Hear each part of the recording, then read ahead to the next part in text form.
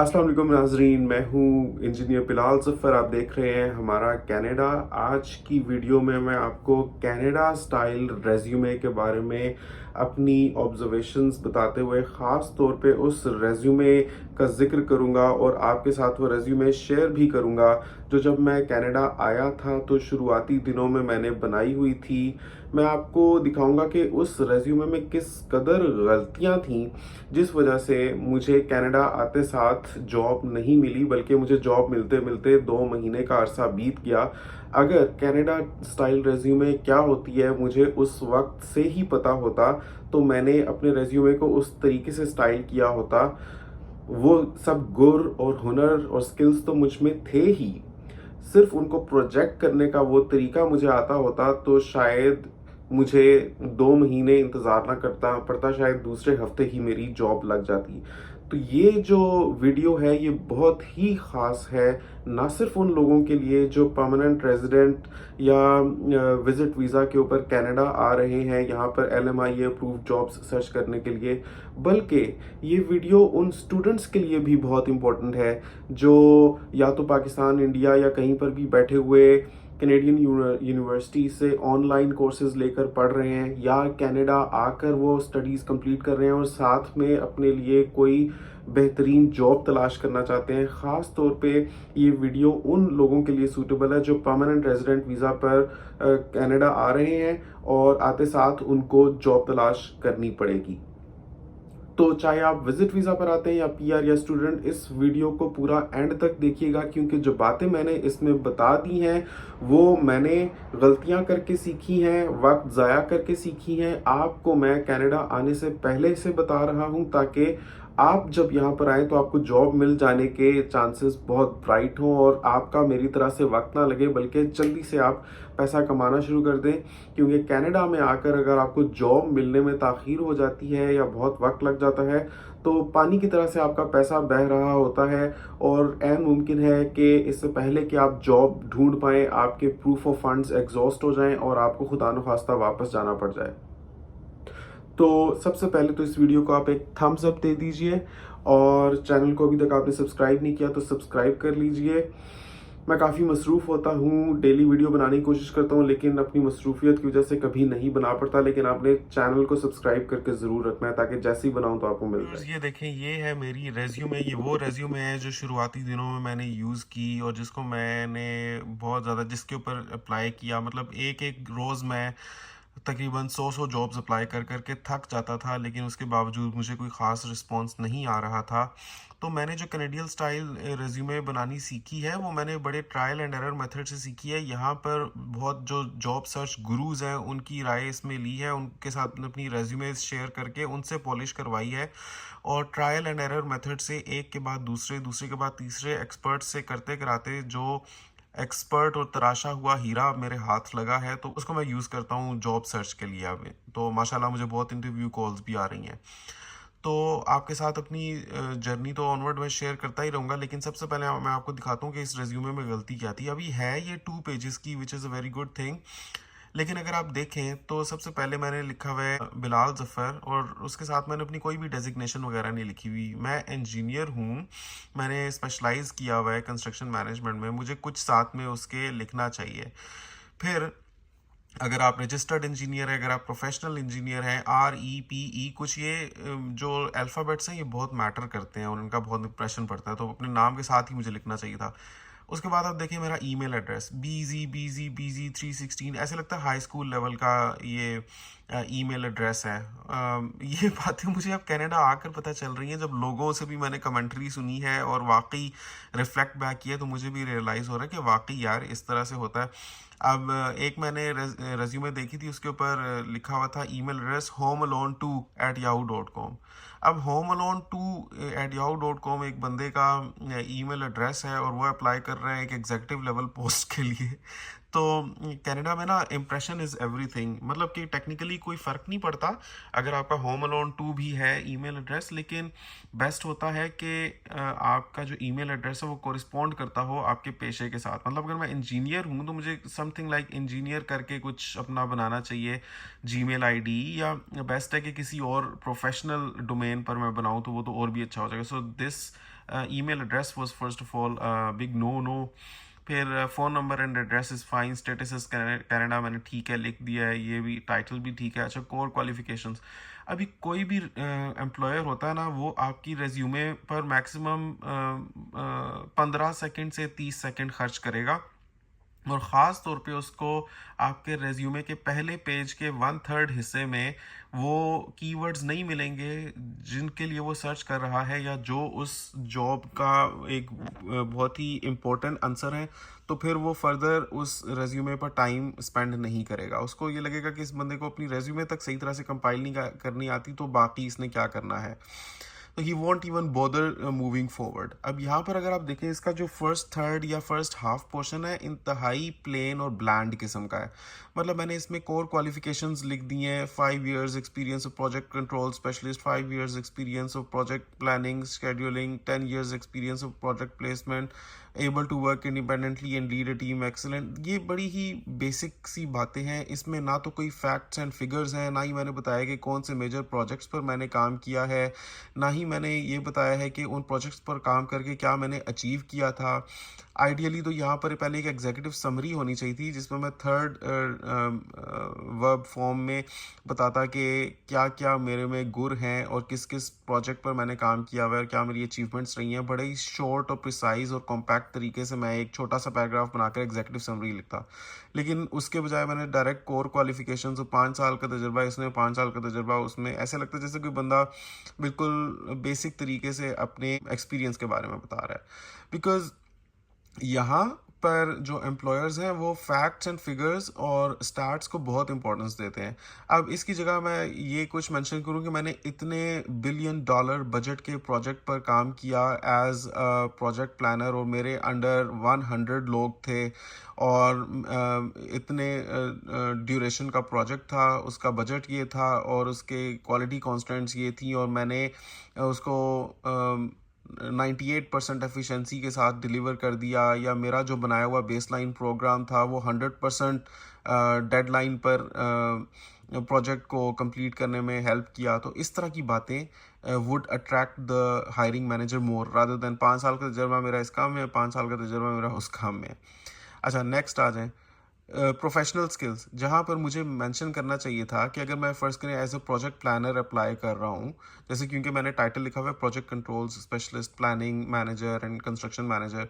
अब planning manager, there are a load of technical terminologies जो मैं स्किल्स एंड एक्सपीरियंस में शेयर कर सकता था, जैसे अर्नड वैल्यू मैनेजमेंट है, रिस्क एनालिसिस है, टाइम इम्पैक्ट एनालिसिस है, प्रोजेक्ट डिले मैनेजमेंट है, प्रिमावेरा P6 है, MS प्रोजेक्ट है।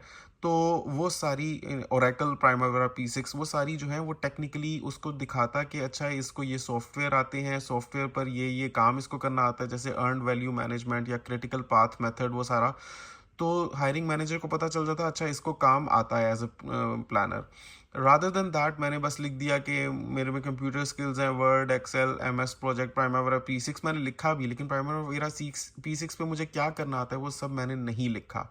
तो बड़ा ही बेसिक किस्म का तरीका था अपनी स्किल्स को प्रोजेक्ट करने का। और लैंग्वेजेस उर्दू, हिंदी, पंजाबी। अब कनाडा में they give the most preference to English and French. ठीक है, उर्दू हिंदी आपको आती है वो भी चलेगा।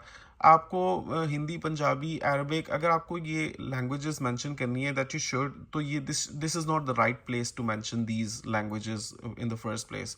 ये वो आपके पहले पेज का 1/3 या आधा हिस्सा है जिस पर आपके एम्प्लॉयर ने देखकर स्कैन करना है और आपको क्विकली जज करना है कि आपको काम करना आता है कि नहीं। उसमें आप लैंग्वेजेस बता रहे हैं कि आपको कौन सी आती हैं। He is more interested in knowing कि आपने क्या किस किस लेवल के प्रोजेक्ट पर काम किया हुआ है और आपने उस प्रोजेक्ट पर क्या क्या चीज़ें अचीव की हैं।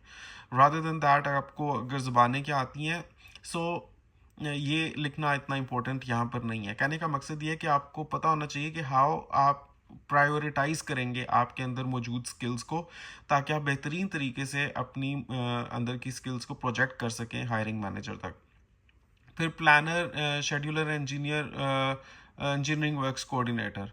अब ये मैंने यहाँ पर जब मुझे लिखना चाहिए था कि मैंने कौन से प्रोजेक्ट पर काम किया, ख़ास तौर पे मैंने बड़े बड़े डेवलपर्स के साथ काम किया, जैसे ईमार है, मैंने दुबई में काम किया।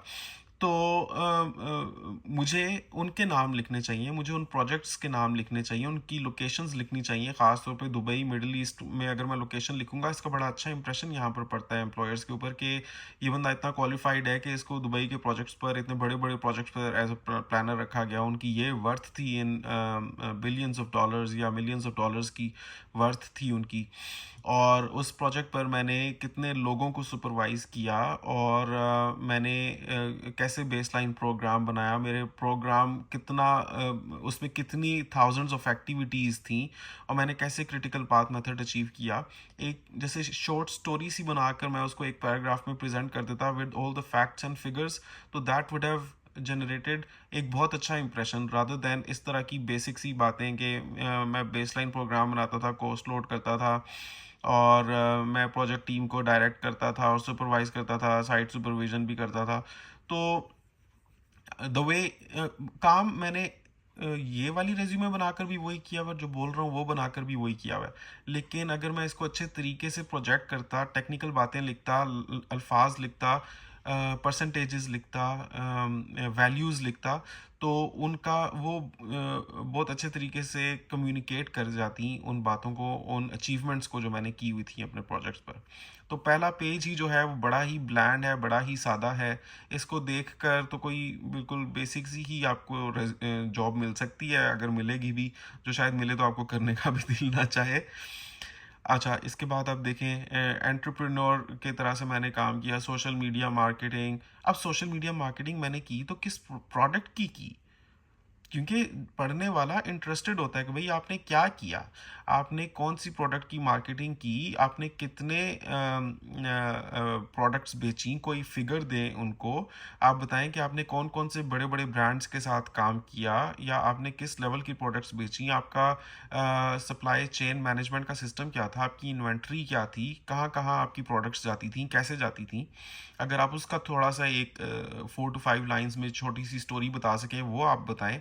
आप बताएं कि टोटल कितने थाउजेंड्स ऑफ डॉलर्स की सेल आपकी होती थी मंथली, वो आप बताएं। तो that would generate a more positive impression कि आप कुछ करते थे, rather than you did social media marketing and आप कस्टमर सर्विसेज रिप्रेजेंटेटिव थे। कस्टमर सर्विस रिप्रेजेंटेटिव थे तो कौन सी सर्विस के थे? क्या आप ऑनलाइन काम करते थे, या कौन सी कंपनीज के साथ काम करते थे? जैसे टेलीकम्युनिकेशन कंपनीज होती हैं, क्या आप उनके बैक एंड पे कस्टमर सर्विस रिप्रेजेंटेटिव थे, या आप होटल मैनेजमेंट में थे? आपकी इंडस्ट्री क्या थी? वो आपको सारा मेंशन करना चाहिए।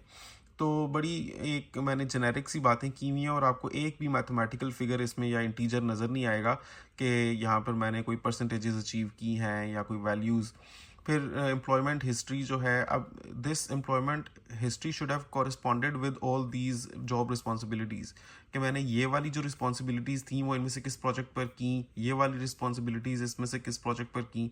उस तरह से मेंशन करने के बजाय मैंने सारे प्रोजेक्ट्स इकट्ठे लिख दिए और रिस्पॉन्सिबिलिटीज़ ऊपर इकट्ठी लिख दी। सो अब ये अगर देखा जाए तो कुछ समझ नहीं आएगा पढ़ने वाले को कि अगर मैं सेल्स मैनेजर था 2018 से 2023 तक, तो कौन सी चीज़ का सेल्स मैनेजर था मैं और मेरा बिजनेस सेटअप क्या था और कहाँ था, कुछ भी नहीं लिखा हुआ। फिर उसके बाद मैं प्लानर था दुबई यूएई में, कौन सी कंपनी के साथ था, उसकी लोकेशन क्या थी, कौन से प्रोजेक्ट्स पर मैंने काम किया, वो सब मिसिंग है। इसी तरह से 11 to 15, 8 to 10, कुछ भी सही तरह से नहीं बताया हुआ। हाँ ठीक है, एजुकेशन मैंने एंड में लिखी हुई, मैंने खुद से मिटा दिए। और यहाँ पर मैंने सिर्फ अपनी डिग्रीज मेंशन की हुई हैं। तो ठीक है, education comes in the end, उसको आपको एंड में ही मेंशन करना चाहिए, और इसके नीचे आपको लैंग्वेजेस को मेंशन करना चाहिए। सो कहने को बहुत सी डेफिशिएंसीज थी मेरी रेज्यूमे में, बिकॉज ऑफ विच मुझे कोई पॉजिटिव रिस्पांस नहीं आ रही थी। अब जब मैं रेज्यूमे बनाता हूँ तो मैं एक एक चीज़ का ख्याल रखता हूँ, और अल्हम्दुलिल्लाह मुझे बहुत सी रिस्पॉन्सेज भी आ रही हैं। तो अब मुझे इनफैक्ट ये ख़ुद भी देखना है कि मुझे वर्क फ्रॉम होम ज़्यादा सूट करता है, या मुझे बाहर जाकर काम करना ज़्यादा सूट करता है। खैर वो जैसे जैसे डेवलपमेंट्स होंगी आपको मैं बताता रहूँगा।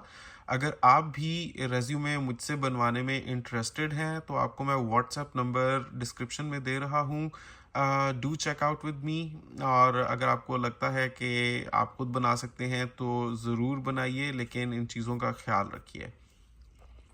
तो व्यूअर्स, कैसी लगी आपको आज की वीडियो? होपफुली आपको मेरी रेज्यूमे देखकर बहुत मज़ा भी आया होगा और आपको समझ भी आई होगी और आपके कॉन्सेप्ट्स काफ़ी हद तक क्लियर हुए होंगे, ताकि आपको ये गलतियां ना करनी पड़े जो मैंने की, और आप जब कनाडा आएंगे इंशाल्लाह तो आपको जल्दी से जॉब मिल जाए। या अगर आप कनाडा नहीं भी आते, पाकिस्तान या इंडिया या कहीं से भी बैठे हुए भी कनाडा में जॉब्स के लिए आप अप्लाई कर रहे हैं, आप आना चाहते हैं through New Brunswick critical worker pilot program या किसी भी और प्रोग्राम के थ्रू, लेकिन आप पहले जॉब सिक्योर करना चाहते हैं, फेडरल स्किल्ड ट्रेड्स प्रोग्राम के थ्रू आना चाहते हैं, आप जॉब सिक्योर करना चाहते हैं, फेडरल स्किल्ड वर्कर्स प्रोग्राम के थ्रू आपने अप्लाई कर रखा है, आप जॉब अप्लाई करना चाहते हैं, तो आपको ये वीडियो बहुत हेल्प करेगी। इसको ज़रूर शेयर करें व्हाट्सएप ग्रुप्स पर, फेसबुक ग्रुप्स पर, उन तमाम लोगों तक इस वीडियो को पहुंचाएं जो जॉब सर्च कर रहे हैं, ताकि उनको पता चले कि क्या गलतियां वो करते हैं अपने रेज्यूमे में जिसकी वजह से उनको जॉब नहीं मिलती।